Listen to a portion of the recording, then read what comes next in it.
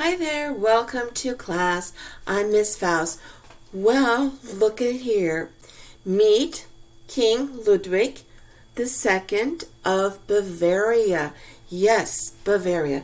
He was the king that reigned in Bavaria, which is in Germany. It's the Munich area in the south of Germany. Okay, many years ago. So meet the king. Well, one of the kings, because they had many kings in the olden days. Everyone can see him? Okay. So King Ludwig II of Bavaria. Okay. Or we could say König Ludwig II von Bayern.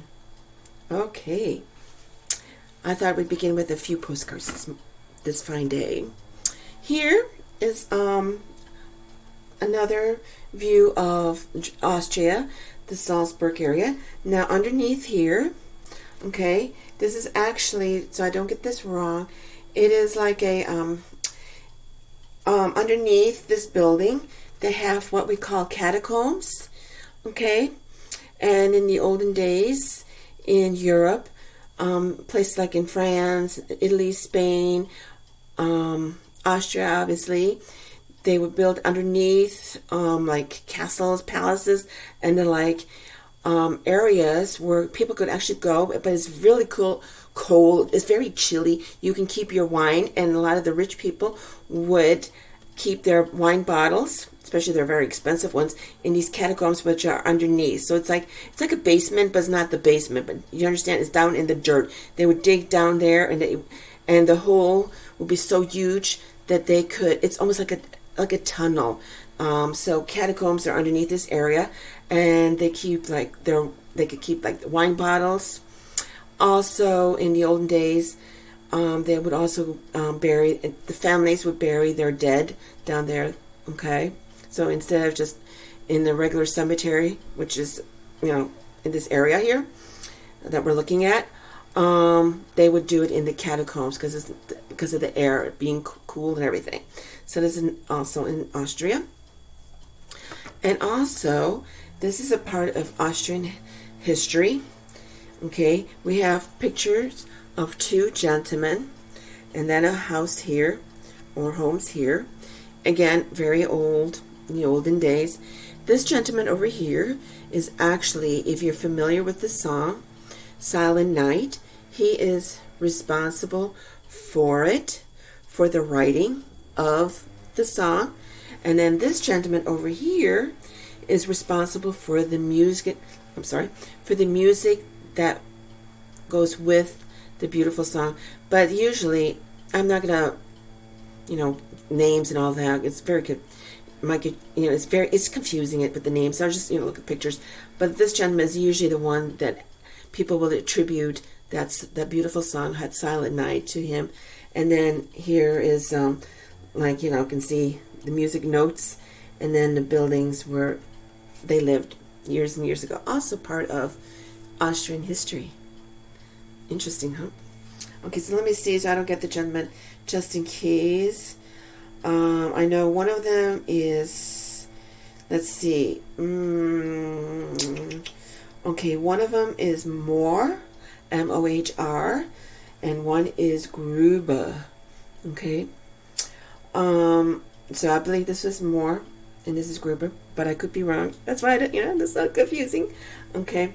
And the one, Gruber, was actually, he was a priest and a teacher. Okay. I thought I'd share those. All right. Let's get down to business. What does our day have for us, planned for us? Okay, let's check it out. Let me get my markers. Okay, so if you follow me over to the board. Oh, one thing. Please make sure you do have some paper handy and a pen or pencil. We're going to have today a grammar review day. Okay? We're going to talk about the writing files. Do you remember them? The three writing files. They are your sentence fragment, the comma splice, and then the run-on. So let's review. You have notes. There are videos that you can review, listen to again, rewatch. Okay. So when we're talking about the sentence fragment, and we'll abbreviate that as SF, okay, we are talking about a piece of a sentence, aren't we? A sentence being subject plus verb. Okay, in other words, a complete thought that can stand all on its own, and then a period at the end, of course. And we capitalized at the beginning. Don't forget. Okay. So it's a complete thought. So when we're talking about a piece of a sentence, it's not going to be a complete thought. It could be a ball. Seeing the bird fly away. Those are all pieces. Okay, so those are all sentence fragments. And then you could fix them by looking to see, do they have a subject? Do they have the verb? Do they have the complete verb? Do they need subject and verb? Okay, so that's your sentence fragment. A piece of a sentence. Remember, fragment means pieces, such as if you break a dish, your mom's favorite dish, pieces fly all over the place. They're fragments. Not of a sentence, but of that dish. Okay? Then you have your CS, the comma splice. And that's easily recognizable, isn't it? Why? What makes it easy? Yes, it has a comma. So that comma splices that thought into half. Okay, so comma splice. So splice means split in half. So you have actually two thoughts. Two complete thoughts that you say are one, and it's just perfect to put the comma in there. No, it's a comma splice. A comma cannot punctuate a sentence on its own. It doesn't have that strength. Okay, so remember, two complete thoughts. He sat down, comma. He took notes, period. Comma splice. Okay? How do we fix that? He sat down. We could say, period. He took notes. Of course, we capitalize, don't we? That he. That second he, okay? Or we could say, he sat down, comma, and he took notes. Because we're using boys fan. Remember the coordinate conjunctions? Boys fan, but, or, yet, so, for, and, nor. The comma comes first. So it's going to be, let's do it down here, comma, CC. Okay? Comma, and. Or, he sat down. So you've got that period, right? Or you can go like this. Semicolon. He sat down. Semicolon. He took notes. Okay, so comma splice is when you have two complete thoughts, you put them together as one. Just punctuating with the comma. That's incorrect. Comma can't do it on its own. It needs this little feller. One of the 7 CCs. What about your RO, your run-ons? Again, two complete thoughts. But this time, they're running together without punctuation. No, we're not talking about the other run-on, where some people write on and on and on and on and on, and you've got so many thoughts going, and then finally there's a period. That's a run-on. But that's not the grammar run-on. The grammar run-on is two complete thoughts with no punctuation. You're telling me it's one. It's one sentence. But wait a minute. There's no punctuation. You gotta use those. Okay? He sat down. He took notes, period. That won't work. He sat down. Period. He took notes. He sat down, comma, and he took notes. He sat down, semicolon, he took notes. Okay? So hopefully you took some notes. Okay? It was very brief, but it's a refresher.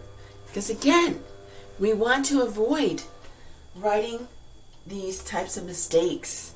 You don't want to write sentence fragments, run-ons, or comma splices. You want to stay away from them. You've got to get comfortable with writing sentences, knowing if it's a complete thought or not. Okay, if it's not, it may be just a phrase, which is a fragment. Okay, you've got to become comfortable with, am I using the right punctuation? See, it's agreeing. Am I supposed to use punctuation here, or don't I? You've got to get comfortable with that. You've got to get comfortable writing sentences and using punctuation correctly. So, here's your assignment for today. Make sure you write all 4 down on your paper. I want you to identify the right and false. That's why you have these lines. You put SF or CS or RO. Run-on, comma splice, sentence fragment. And then you correct them. Okay?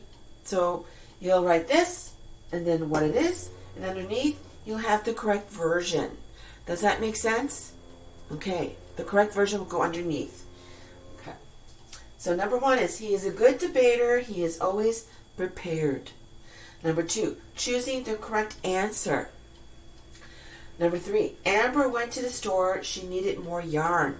Finally, they washed their car. They decided not to wax it. Okay? So figure out, what false are these? There's something wrong with each and every one of them. I'm not trying to trick you. What false are these? And then make your corrections. So remember, for your run-ons and comma splice, right here. For your sentence fragment, look and see. You need a subject, you need the verb. Okay? Don't move words around. Keep it as a package. It's a package deal. Either you put it at the beginning and add to, or you put it in the middle, something before, something after, or put it at the end, meaning something's in front of it. Okay? Also, finally, I would like you to answer this question. Answer. What ooh, yum, yum, yum, getting hungry here. What toppings do you like on your pizza? Mushrooms and shrimps, perhaps? Pepperoni and sausage? And burgers, or whatever. Okay, whatever. So what toppings do you like on your pizza? You might be going, I don't like pizza. Okay, then you just sit there. I don't like pizza. I don't eat pizza. Otherwise, share with me the toppings you like to have on your pizza. So when you go out and order your family a pizza, so to speak, you know, you're the one in charge. Mom and Dad say, hey, Johnny, go on out and get us a pizza. So you go out there and you go, I want this, this, this, and this, and this. Okay. So if you have any questions regarding this grammar review, it's always good to refresh our memories. It really is. Because again, our goal is what? What is our goal? It's to write better, isn't it?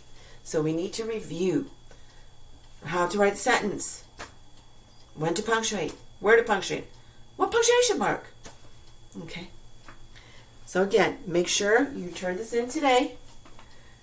Okay, and let me see if there's anything else. Let me check. No, I think we covered it.